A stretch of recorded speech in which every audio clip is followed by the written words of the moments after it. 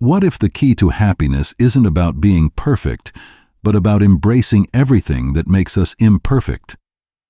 In a world obsessed with success, comparison, and flawless living, Brené Brown's The Gifts of Imperfection invites us to take a deep breath and remember that we are already enough, just as we are.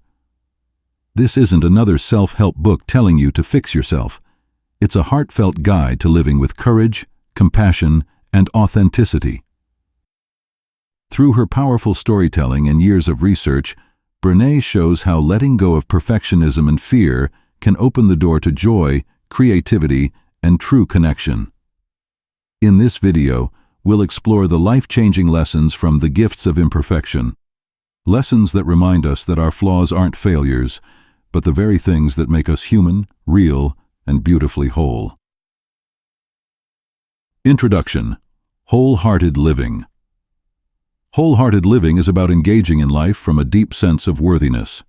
It means waking up each day and believing, no matter what gets done and how much is left undone, I am enough.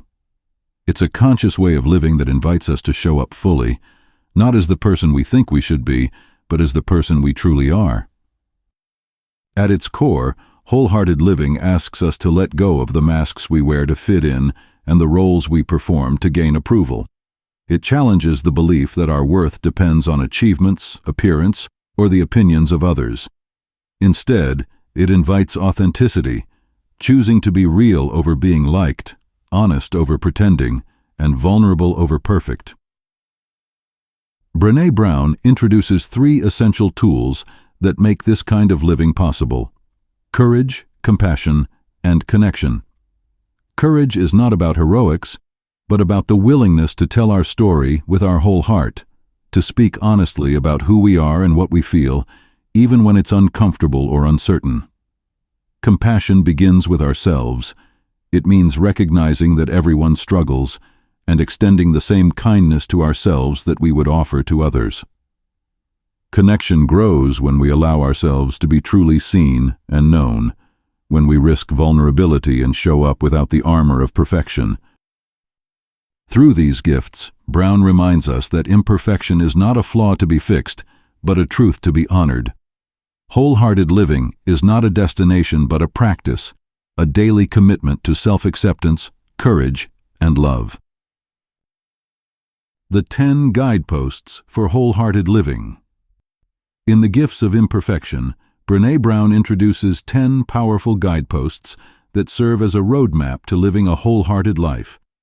Each guidepost is a gentle invitation to let go of old patterns, the fears, comparisons, and expectations that hold us back, and replace them with practices that nurture authenticity, joy, and connection. These are not rules to perfect, but choices we return to every day, especially when life feels uncertain or overwhelming. Guidepost 1: Cultivating authenticity, letting go of what people think. Authenticity is about showing up as your true self, not the polished, filtered version you think the world wants to see, but the real, messy, beautiful you. Brené Brown reminds us that authenticity isn't something we either have or don't have. It's a daily practice, a conscious choice to be honest about who we are, what we value, and what we need. It's about speaking our truth, even when our voice shakes, and staying true to our hearts instead of molding ourselves to meet others' expectations. But being authentic isn't easy in a world that constantly tells us to fit in. We often hide parts of ourselves out of fear of judgment, rejection, or not being enough. Brené calls this the armor we wear to protect ourselves from vulnerability. Yet, ironically, that same armor keeps us from the genuine connection we crave. When we stop performing for approval and start embracing who we are, we create space for real relationships built on honesty and trust. Letting go of what people think doesn't mean we stop caring about others. It means we stop letting their opinions define our worth. Authenticity asks for courage, the courage to stand alone, to be misunderstood, or to risk not being liked. But it also brings freedom, the freedom to breathe, to create, to love, and to belong to ourselves first. Practicing authenticity every day means showing up even when it's uncomfortable, choosing truth over image, and remembering that who we are is enough. It's a journey, not a destination, one small, brave choice at a time. Guidepost 2. Cultivating self-compassion. Self-compassion is the gentle art of being kind to yourself, especially when you feel like you've failed, fallen short, or aren't enough. It's about offering yourself the same warmth and understanding you would give to a loved one who's struggling. Most of us find it easy to comfort others but are quick to criticize ourselves. We hold ourselves to impossible standards, expecting perfection in everything we do. But perfectionism doesn't protect us from failure.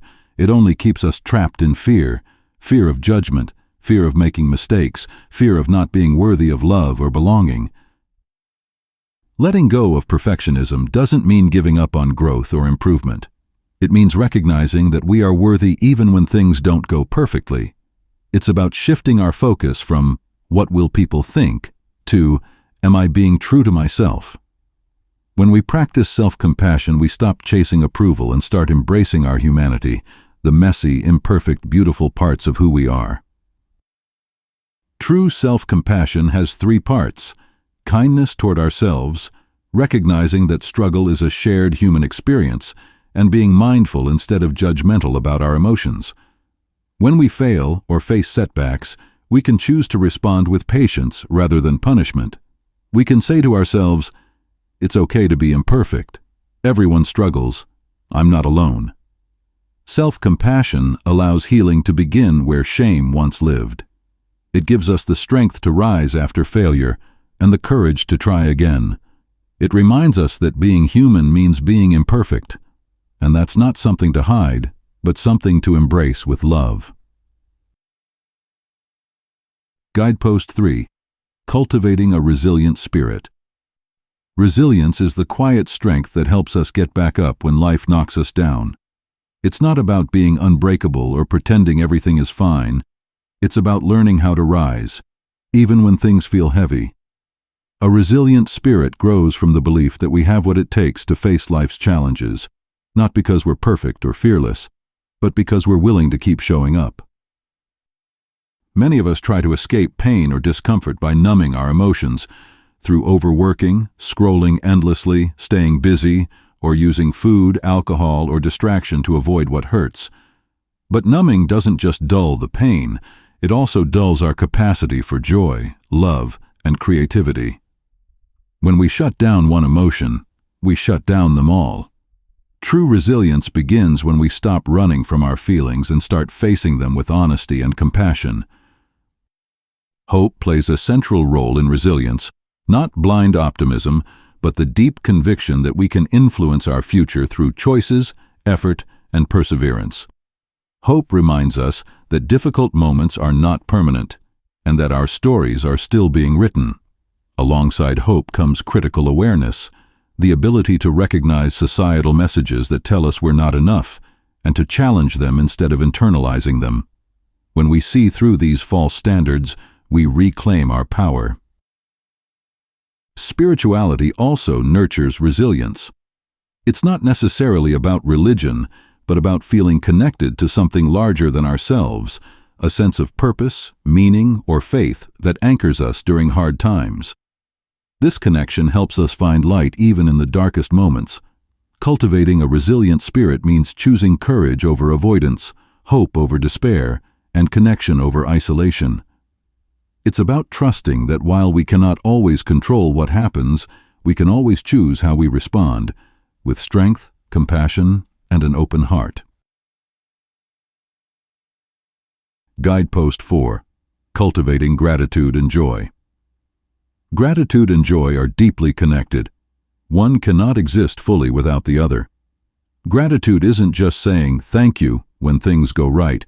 It's a way of seeing the world that helps us find light even in ordinary or difficult moments. It's noticing the small things, the warmth of sunlight, a friend's laughter, a quiet moment of peace, and recognizing them as gifts rather than entitlements.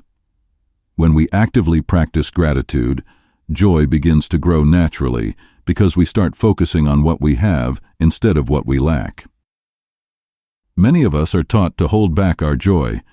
We're afraid that if we get too happy, something bad will happen, as if joy tempts fate. This is what Brené Brown calls foreboding joy, the fear of feeling too good because we might lose it. We protect our hearts by expecting disappointment before it comes. But this mindset doesn't actually shield us from pain. It only robs us of the beauty of the present moment. Gratitude is the antidote. It reminds us to savor joy instead of fearing it. Living with gratitude means choosing to see abundance where scarcity used to live.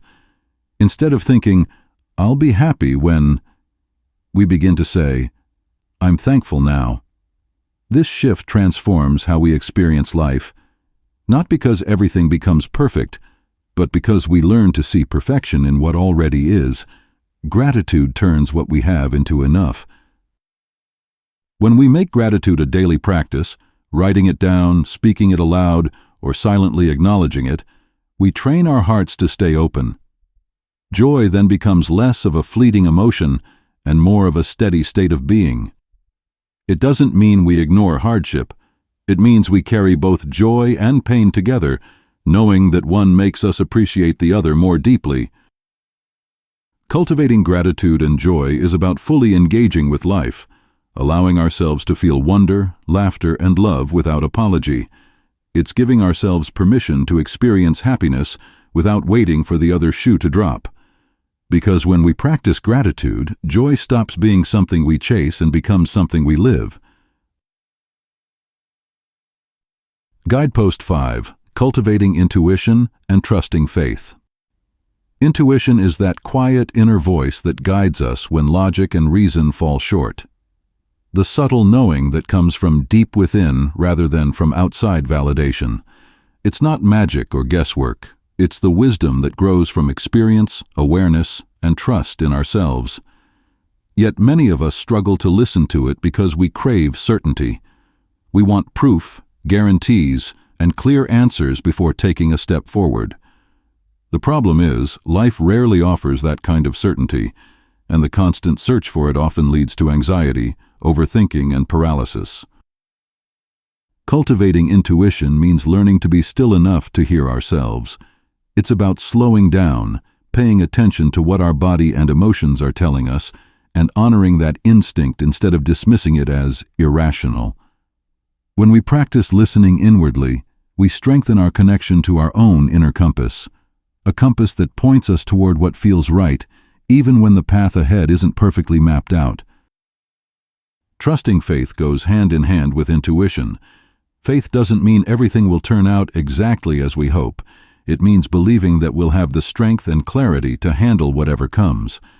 It's a deep confidence in something greater than our need for control, whether that's the flow of life, a higher power, or the simple trust that we can find our way. Letting go of the need for certainty doesn't mean giving up on planning or thinking critically. It means accepting that uncertainty is part of being human, and that courage often means acting even when we don't have all the answers. When we learn to trust our intuition and lean into faith, we move through life with more peace and confidence. Instead of fearing the unknown, we begin to see it as a space of possibility, a place where growth, creativity, and new beginnings take root. Guidepost 6. Cultivating creativity. Creativity is one of the purest expressions of the human spirit. It's not limited to art, music, or writing. It's in the way we solve problems, decorate our homes, cook meals, or dream new ideas into being. Every one of us is born creative, but over time, many people stop believing that. We start to compare ourselves to others, thinking, "I'm not talented enough," or "that's not for me." Slowly, comparison becomes the thief of joy, and our creativity begins to fade under the weight of self-doubt. Cultivating creativity means reclaiming that part of ourselves that wants to make, imagine, and explore, not for recognition or success, but for the joy of expression itself. It's about giving ourselves permission to create without worrying about the outcome. When we let go of comparison, we remember that creativity isn't about being the best. It's about being brave enough to show up and try. Comparison thrives in environments of scarcity, when we believe there's not enough beauty, talent, or success to go around. But creativity flourishes in abundance when we realize that everyone's voice adds something unique to the world. There's no single right way to create, because creativity is deeply personal. What matters most is authenticity, expressing something true, something real, something that reflects who we are. When we engage with creativity, we also reconnect with vulnerability. Every act of creation carries a small risk of judgment, rejection, or failure. But it's in taking that risk that we also discover freedom. Creativity heals because it allows us to turn our emotions into color, movement, sound, or story. It transforms pain into beauty, fear into curiosity, and uncertainty into possibility. To live a wholehearted life, we must nurture creativity as a daily practice, not as a luxury, but as a lifeline to our inner self. When we stop comparing and start creating, we return to a state of wonder and playfulness that reminds us what it feels like to be fully alive. Guidepost 7. Cultivating play and rest. Play and rest are two of the most undervalued yet essential ingredients of a wholehearted life. In a culture that glorifies busyness, productivity, and constant achievement, play and rest often feel like luxuries, things we'll allow ourselves after the work is done. But the truth is, the work is never really done. There's always another email to answer, another task to complete, another goal to chase. And in that endless race to be enough, we lose touch with joy, creativity, and connection. Play is not a waste of time. It's a vital source of energy, inspiration, and renewal. It's what allows us to laugh freely, to imagine boldly, and to feel alive without the pressure to perform. When we play, we let go of control and open ourselves to spontaneity and curiosity, the same qualities that fuel innovation and happiness. Whether it's dancing in the kitchen, playing a game with friends, or getting lost in a hobby, play reconnects us with the part of ourselves that remembers how to simply be. Rest is equally important. It's not just about sleeping or doing nothing. It's about giving our minds and bodies the space to recharge. True rest is an act of self-respect, a declaration that our worth is not tied to how much we produce. Yet, many of us wear exhaustion as a badge of honor, as if being tired proves our value. But constant exhaustion isn't a sign of strength. It's a sign of disconnection. When we allow ourselves to rest and play, we begin to live from abundance rather than depletion. We become more present, more creative, and more compassionate, not just toward others, but toward ourselves. Play and rest remind us that joy doesn't come from doing more. It comes from being more human. Choosing rest and play is an act of courage in a world that measures worth by productivity. But it's in those unguarded, playful, restful moments that we rediscover balance, laughter, and the simple truth that life is meant to be enjoyed, not just managed. Guidepost 8. Cultivating calm and stillness. Calm and stillness are not about having a life free of chaos or noise. They're about finding peace within it. In a world that constantly pushes us to move faster, do more, and stay connected at all times, calm can feel almost impossible. Many people live in a constant state of anxiety without even realizing it, wearing stress like a second skin. We've come to see busyness as normal, even admirable, but living this way drains our energy and dulls our sense of joy. Cultivating calm begins with intention. It's a conscious decision to pause before reacting, to breathe before speaking, and to create space between what happens to us and how we respond. Calm is not the absence of emotion, it's the ability to manage it with awareness and grace. It's choosing to respond thoughtfully instead of reacting impulsively. Stillness, on the other hand, is about finding moments of quiet. moments when we stop rushing, turn off the noise, and reconnect with ourselves. Stillness allows us to hear what our hearts are trying to tell us. It's in those pauses that clarity, creativity, and peace begin to grow. Whether it's through meditation, deep breathing, walking in nature, prayer, or simply sitting in silence, stillness helps us return to the present moment. Letting go of anxiety as a lifestyle doesn't mean never feeling anxious again. It means refusing to let anxiety control how we live. It's about recognizing when we're caught in cycles of worry or overthinking and gently guiding ourselves back to calm through mindfulness and self-awareness. When we practice calm and stillness, we create emotional balance. We begin to respond to life's challenges with steadiness rather than panic. Over time, these small moments of stillness become acts of strength, reminders that peace isn't found in escaping the storm, but in learning to be grounded within it. Guidepost 9. Cultivating meaningful work. Meaningful work is not just about what we do to earn a living. It's about doing something that feels aligned with who we are. It's the kind of work that gives us a sense of purpose, contribution, and connection. When our work reflects our values and passions, it becomes more than a job. It becomes an expression of our identity and creativity. Meaningful work doesn't have to be grand or world-changing. It can be raising a family, teaching, creating, helping others, or simply doing something with care and integrity. What matters most is that it feels authentic and fulfilling to us. Many people struggle to find meaning in their work because they are caught in the trap of supposed to. We're told what success should look like, which careers are respectable, and what paths are worth following. Over time, those external expectations drown out our inner voice. We begin to doubt ourselves, our abilities, our dreams, our direction. Self-doubt whispers that we're not talented enough, smart enough, or brave enough to follow what truly matters to us. Letting go of self-doubt and supposed to means giving ourselves permission to define success on our own terms. It's about recognizing that meaningful work isn't measured by money, titles, or recognition, but by how much it resonates with our hearts.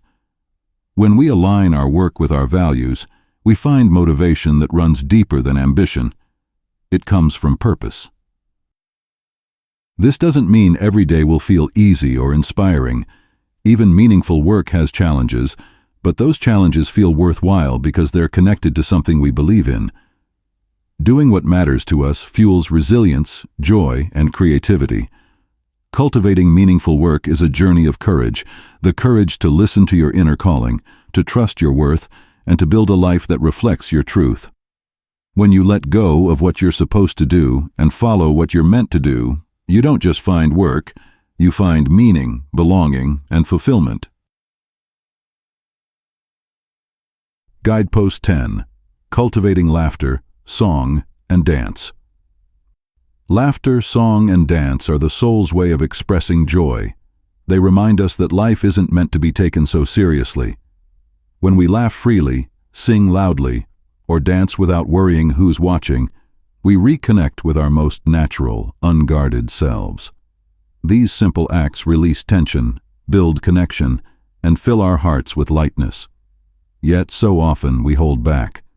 We stop ourselves because we're afraid of looking silly, of being judged, of not appearing cool or in control.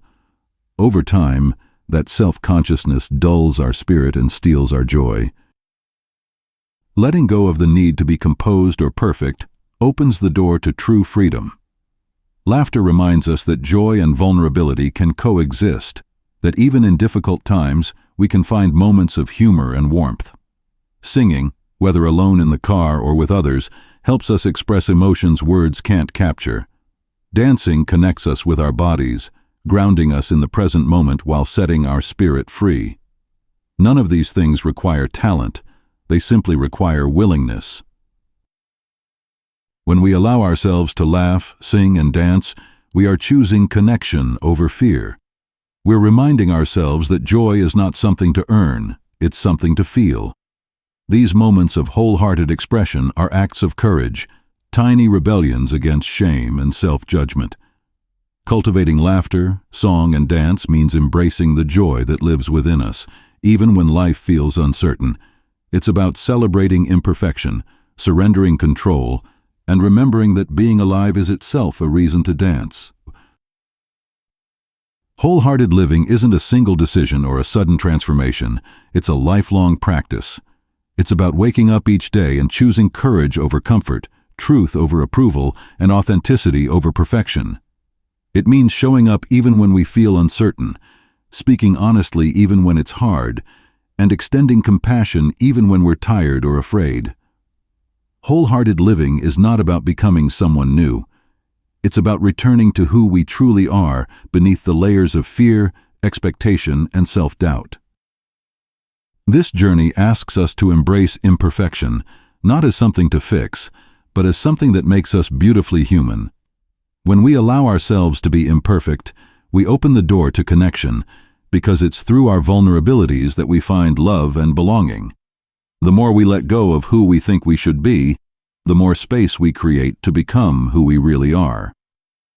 Every small act of authenticity, every moment of gratitude, every choice to rest instead of hustle, or to forgive instead of resent, these are the quiet, powerful steps of wholehearted living. It's not a path with an endpoint, but a way of being that invites peace, joy, and meaning into our lives.